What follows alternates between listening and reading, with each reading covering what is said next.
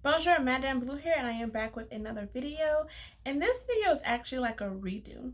So, initially when I did video 3, which is hair growth, I talked about hair growth and length retention. And at first I was like, I need to separate these two, but I was like, now let me just put it all in one video. But I keep seeing people asking the same questions. So I decided to redo the videos and split them up because really hair growth and length retention are two different things. So I'm going to start with hair growth. So one, hair growth is a naturally occurring thing. Like our hair is just going to grow. That's what it's designed to do. There are 3 stages of hair growth, which I just saw in this hair commercial that they try to add a 4th one, and I'm like I looked up the 4th one and it's literally between the 2nd and 3rd stage, and it just doesn't make any sense. And I'm just like, so there's 3 stages of hair growth. There's anagen, catagen, and telogen. So anagen is the actual growing phase, and that lasts years, like up to 10 years. Um, Catagen is just the transition between the 1st and the 3rd stage, and then the last stage is telogen, which is the resting stage. And these happen, the different stages happen at one time, meaning each hair strand is going through its own cycle all at one time though. So it's not like our hair is growing and then resting and falling out, because if that happened every few years we would all go bald. So when you get that shedding, that means those particular hair strands are restarting the cycle. So that's why you have shedding, and you're supposed to shed so many hairs per day, because each hair strand is on its own growth cycle. So on average we get about a quarter of an inch to half an inch per month of growth. Now that's average. For some people it's less, and for some people it's more. It really depends on genetics and your overall health, like how much you're gonna get per month. So I always tell people, if your mama bald head, you're gonna be bald head. Just kidding. No, but really, they usually say you take after the mother. So when people always worrying about like their hair, I'm like, well, how was your mama's hair? And they be like, oh, she was bald head. I said, well, that's about to be your reality too. And that's usually, sometimes they take after a father or a great grandmother or, great aunt, but usually we take after our moms when it comes to our hair. So genetics play a huge role in how much hair growth you're going to have, as well as your overall health. Unfortunately, certain health issues or certain medications will alter our hair growth, and in those instances we can't do anything about that. But if it's not like medical reasons, then hair growth should be half an inch a month. That's normal. I also want to let you guys know that hair growth starts within. It starts inside the hair follicle and the hair bulb. So that's beneath the scalp. So the hair growth, the actual growing, starts beneath the scalp. A lot of times, people buy like hair growth serums, hair growth lotions, hair growth greases, and it's like, where are you applying these things? How are you applying them? Most of the time you apply them to your hair strand, but this does not grow. Like a lot of times we refer to this, our ends, as dead ends, but technically all of this is dead. So this weave is literally just like your real hair. Well, it is real hair, but you know how this isn't attached to anything. So the only thing that this hair can't do that your real hair does is get longer. It sheds just like your real hair. The ends become split just like your real hair, because the hair's dead. So the hair that grows out of the scalp, like as soon as it's out the scalp, it's dead. It no longer has any life. The life is in the hair bulb, in the hair follicle. So, and those are two different things. I talked about that in my very first video, what is hair. So you just want to be careful about buying hair growth things, because companies know that consumers just pay attention to growth. They see the word growth, I'm like, oh, I need that because it says growth. But look at how you have to apply it. If you're applying to the hair strand, it's not going to work. If you have to apply it to the scalp, you need to look at the ingredients. Are the ingredients things that can actually penetrate the skin? Because if it just sits on top of the skin, it's not doing anything. You need something that's actually going to penetrate the skin. And there's not a lot of things that actually penetrate the skin, like not products. So there's a lot of different things people use for hair growth. Aside from, I'm looking at my notes. Aside from products, people use like hair growth pills. Now, hair growth pills may or may not aid in hair growth, but it could be hair on your chin, on your mustache, your legs, your girl. It may not be the hair on your head. So there's no guarantee that hair growth pills will actually grow the hair on your head. And for each person, it's different. Like sometimes those pills may contain ingredients that are too much, are more than what you need. Like a lot of people was taking, I'll use biotin for example. So a while ago, I personally take a women's vitamin. It was recommended by my doctor because apparently when you're old, almost 30, you got to take women's vitamins. But a few years ago, I did take a hair, nail, and skin vitamin if I ran out of my women's vitamin. And then I also ran out of my women's vitamins, so I just started taking biotin. And literally, I felt like my hair stopped growing. Like, I was just like, I feel like my hair is just not growing at all. And it wasn't length retention. It was like literally me like checking my hair, like maybe after braids or something. Like, this is not growth that I usually get.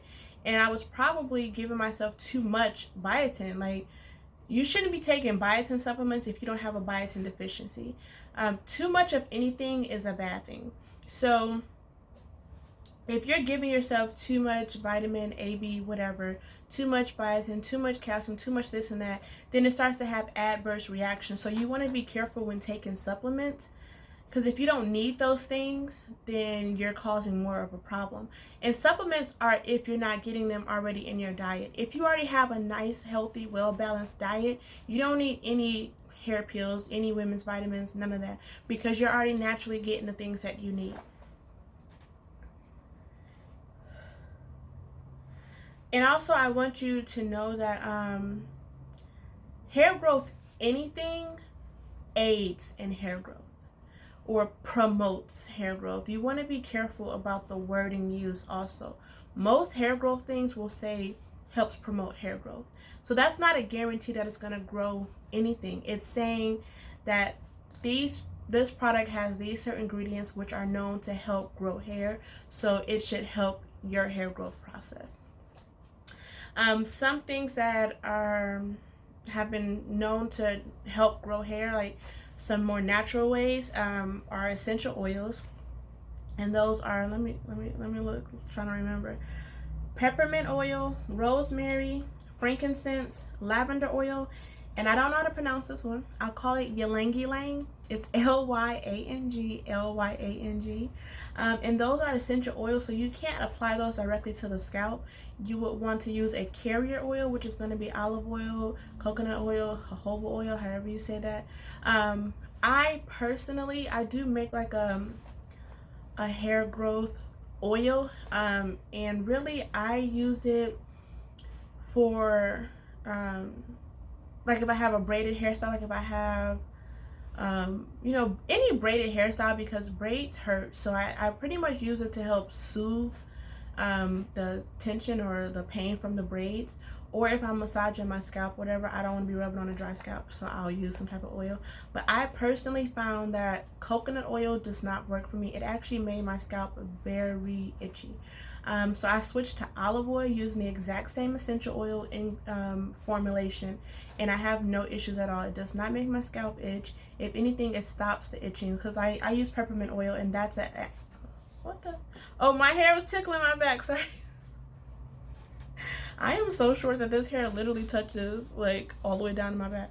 But so I believe it's peppermint oil. I'll double check. That is an it might be peppermint oil and lavender oil. That's an anti-inflammatory, so it helps when your scalp becomes inflamed, and that's what helps stop the itching. As long as you have a healthy hair follicle and it is still producing hair, and you have a healthy, well-balanced diet, your hair will go. Your hair will grow. That's just what it's supposed to do. Like, we are the ones who stop things from naturally happening by doing unnatural things or just not taking care of ourselves. Literally, you know the saying, you are what you eat? That's facts. Like, if you're not going to be healthy, if you're not going to worry about the things you put in, you cannot expect the things that come out to be right. So another thing is, hairstylists cannot tell you why your hair isn't growing. That's like a medical issue. Like, because it's supposed to happen naturally, if it's not happening naturally and you're not on like medications or old in age, because for some older people their hair follicles just stop working. If that's not the case, you need to go to a doctor. It's going to be either a dermatologist or a trichologist. They're going to be the ones to look at your hair strand, your hair follicle, to see if it can even produce hair, if it's healthy. Because sometimes we do irreparable damage. Like, y'all keep getting all these braids, putting your edges back to here, and like, oh, it just won't grow back. Well, why not?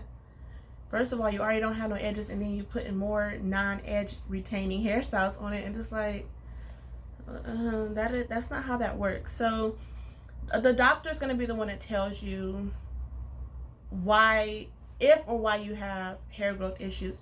Hairstylists help keep the hair on your head, which is going to deal more with length retention, which will be in another video. So and another thing about hair follicles, so a lot of people always try to get thicker hair.